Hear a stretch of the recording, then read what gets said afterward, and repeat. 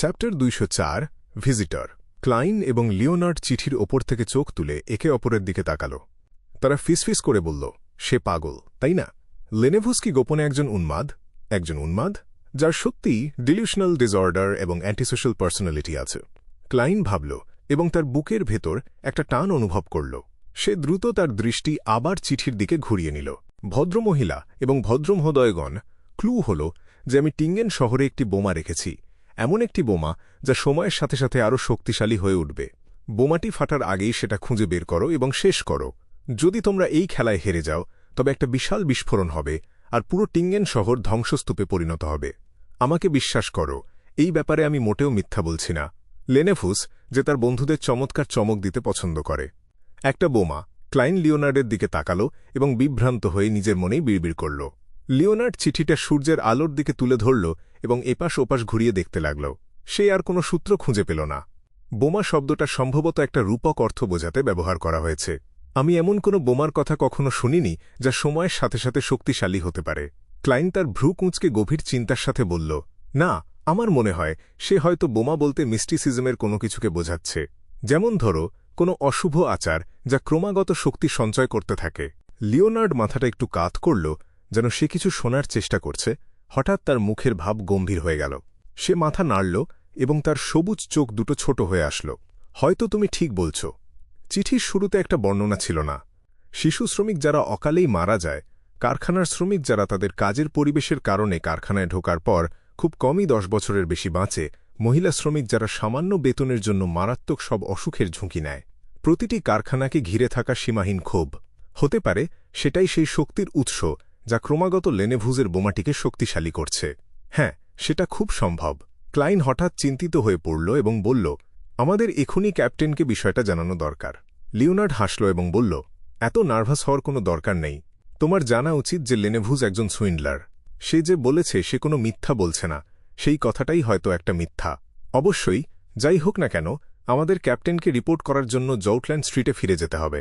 সবচেয়ে ভালো হয় যদি আমরা হোলি ক্যাথেড্রালকে অনুরোধ করতে পারি একজন মিস্টিসিজম বিশেষজ্ঞ পাঠাতে, যাতে এই অস্বাভাবিক ক্ষোভ জমা হওয়ার জায়গা থেকে সেই বেদির অবস্থান খুঁজে বের করা যায়। কেউ একজন দেখছে নিয়মকানুন খুব ভালো করেই জানে, কিন্তু এমন একটা বেদি তৈরি করতে হুড ইউজেনের সাহায্য কেন লাগবে? এর মধ্যে একজন সাইকিয়াট্রিস্টের ভূমিকা কি হতে পারে? ক্লাইন এই ধারণার কোনো প্রতিবাদ করল না।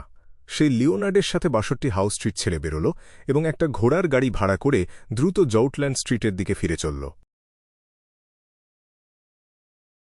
তারা যেই ব্ল্যাকথর্ন সিকিউরিটি কোম্পানির দরজায় প্রবেশ করল, ক্লাইন দুটো পরিচিত মুখ দেখতে পেল, একজন বেশ সুডৌল আর অন্যজন রোগাটে। তারা ছিল মিস্টার মেইনার্ডের স্ত্রী এবং মেইনার্ডের বোন। তারা এখনও কালো পোশাক এবং কালো টুপি পরে ছিল। তাদের মুখের উপর থাকা সূক্ষ্ম জালের মতো কালো কাপড় তাদের চেহারা ঢেকে রেখেছিল।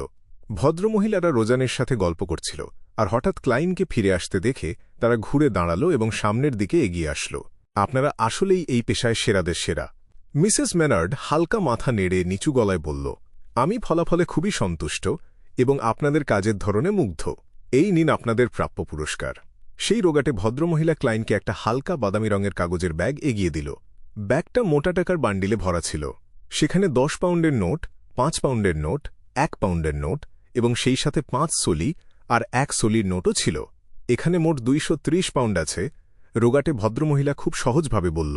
ক্লাইনের এখন টাকার দিকে মনোযোগ দেওয়ার মতো কোনো মানসিক অবস্থা ছিল না। সে সেটা রোজান এর দিকে এগিয়ে দিয়ে বলল, এটা মিসেস ওরিয়ানা এর কাছে নিয়ে যাও। আমার মনে হয় না এই সম্মানিত ভদ্রমহিলারা টাকা গুনতে কোনো ভুল করবেন। ঠিক সেই মুহূর্তে মিসেস মেনার্ডের হাতে ধরা টিঙ্গেন সিটি অনেস্ট পেপার এর দিকে তার চোখ পড়ল।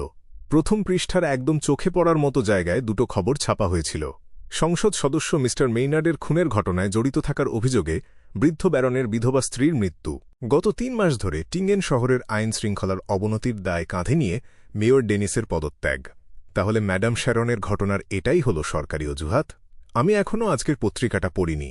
ক্লাইন ভদ্রমহিলাদের দিকে তাকিয়ে মাথা নাড়ল এবং লিওনার্ডকে অনুসরণ করে পার্টিশন পেরিয়ে ক্যাপ্টেনের অফিসে চলে গেল। কি অবস্থা? তোমরা কি কোনো সূত্র খুঁজে পেলে? ডান স্মিথ তার ফাইল বন্ধ করে মাথা তুলল এবং তার গভীর ধূসর চোখ দিয়ে ক্লাইন আর লিওনার্ডের দিকে তাকাল। আমরা লেনেভুসের ফেলে যাওয়া একটা চিঠি খুঁজে পেয়েছি। লিওনার্ড আর কোনো বর্ণনা না দিয়ে পাগলামি আর উস্কানিতে ভরা সেই চিঠিটা সরাসরি ক্যাপ্টেনের হাতে ধরিয়ে দিল। ডান স্মিথ চিঠিটা খুলল এবং দ্রুত একবার চোখ বুলিয়ে নিল। সে তার কপালে হাত বুলিয়ে বলল, সে আসলেই একটা উন্মাদ। সে মাত্র সিকোয়েন্স ৮-এর একজন, বড়জোর সিকোয়েন্স ৭ হতে পারে। ক্লাইন মন থেকে তার সাথে একমত হল। লেনেভুজ এমন একজন ভয়ঙ্কর মানুষ যে সমাজের শান্তি আর শৃঙ্খলা নষ্ট করে দিতে পারে। যদিও সে দুর্বল, তবুও আমরা তাকে ছোট করে দেখতে পারি না। তারপর সে ক্যাপ্টেনকে তার এবং লিওনার্ডের অনুমানের কথাটা খুলে বলল। ডান স্মিথ তার কপালে হাত বুলিয়ে বলল, আমারও ঠিক এমনটাই মনে হচ্ছিল। আমি এখনই হোলি ক্যাথেড্রালে একটা টেলিগ্রাম পাঠিয়ে তাদের কাছ থেকে সাহায্য করার জন্য একজন মিস্টিসিজম বিশেষজ্ঞ পাঠাতে বলব। কে জানে লেনেভুজের বোমাটা কতটা ভয়ঙ্কর হতে পারে। আমাদের খুব সাবধানে এগোতে হবে। হোলি ক্যাথেড্রাল থেকে উত্তর আসলেই আমি পরবর্তী ব্যবস্থা গ্রহণ করব। ক্লাইন এবং লিওনার্ড একে অপরের দিকে তাকালো এবং একসাথে মাথা নেড়ে বলল, ঠিক আছে। ক্যাপ্টেন যখন হোলি ক্যাথেড্রালে টেলিগ্রাম পাঠাতে ব্যস্ত, সেই সুযোগে ক্লাইন রিসেপশন হলে ফিরে এসে রোজানের কাছ থেকে টিঙ্গেন সিটি অনেস্ট পেপারের একটা কপি হাতে নিল। সে পার্টিশনের কাছে দাঁড়িয়ে গভীর মনোযোগ দিয়ে প্রতিবেদন দুটো পড়ল। ক্ষয় পরিবারের বৃদ্ধ ব্যারনের বিধবা স্ত্রী ম্যাডাম শ্যারন, সংসদ সদস্য মিস্টার মেইনার্ড এর আকস্মিক মৃত্যুর ঘটনায় জড়িত ছিলেন বলে সন্দেহ করা হচ্ছিল। পুলিশ গোপন সূত্রে খবর পেয়ে রাতেই অভিযান চালায়। তারা আবিষ্কার করে যে ম্যাডাম শ্যারন এবং তার এক সহযোগী তাদের বাড়ির পরিচারকদের অজ্ঞান করে তার শোবার ঘরে একটি প্যাগান আচার পালন করছিল।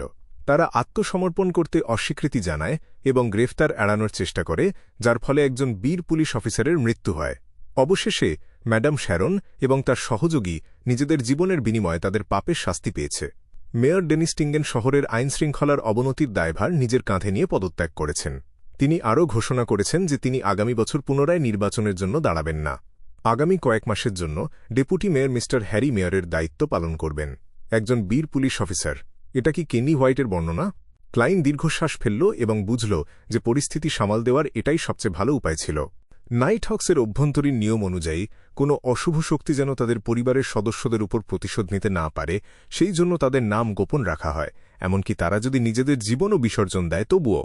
সে নীরবে পত্রিকাটা ভাঁজ করল এবং সেটা রিসেপশন ডেস্কে ফেরত দিয়ে আসল। ক্লাইন হঠাৎ দেখতে পেল একজন দর্শনার্থী সদর দরজা দিয়ে ভেতরে ঢুকছে।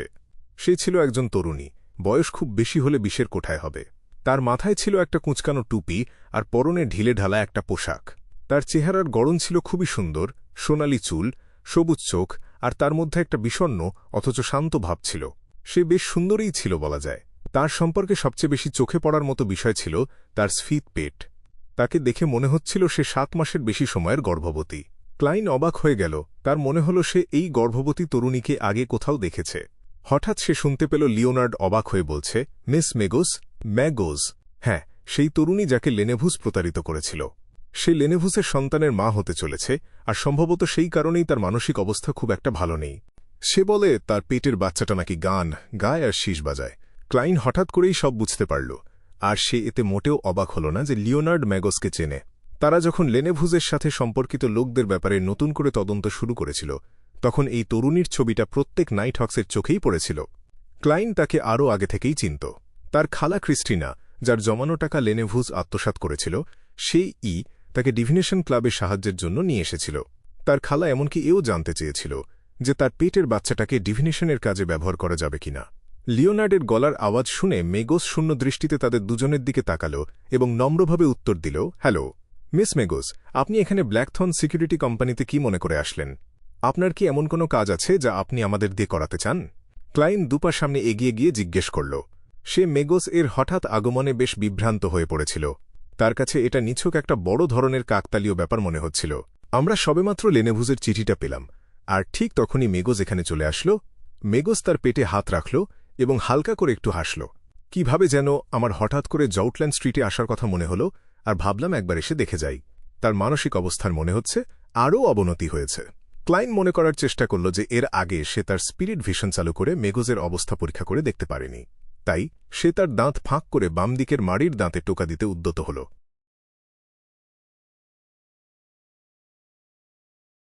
ঠিক সেই মুহূর্তে তার মাথার ভেতর চিন্তার একটা প্রবল স্রোত ক্রমশ তীব্র থেকে তীব্রতর হয়ে চিৎকার করতে শুরু করল, তাকিও না, তাকিও না, তাকিও না, তুমি মারা যাবে, তুমি তাকালেই মারা যাবে, তুমি তাকালেই মারা যাবে। ক্লাইন একটা মূর্তির মতো সেই জায়গায় জমে দাঁড়িয়ে রইল, আর তার কপাল বেয়ে ঠান্ডা ঘাম ঝরতে লাগল। এটা এমন মনে হচ্ছিল যেন সে এক গভীর এবং ভয়ানক দুঃস্বপ্ন দেখছে, যেখান থেকে সে কিছুতেই জেগে উঠতে পারছে না। হঠাৎ করে সে একটা বিষয় বুঝতে পারল। গতবার সে তার স্পিরিট ভিশন চালু করতে ব্যর্থ হয়েছিল কারণ তার আধ্যাত্মিক সত্তা এক অকল্পনীয় বিপদের আভাস পেয়েছিল। সেটা তাকে অবচেতনভাবেই আটকে দিয়েছিল, তাই সে সুযোগটা হারিয়েছিল, আর এরপর কি করতে হবে সেটাও ভুলে গিয়েছিল।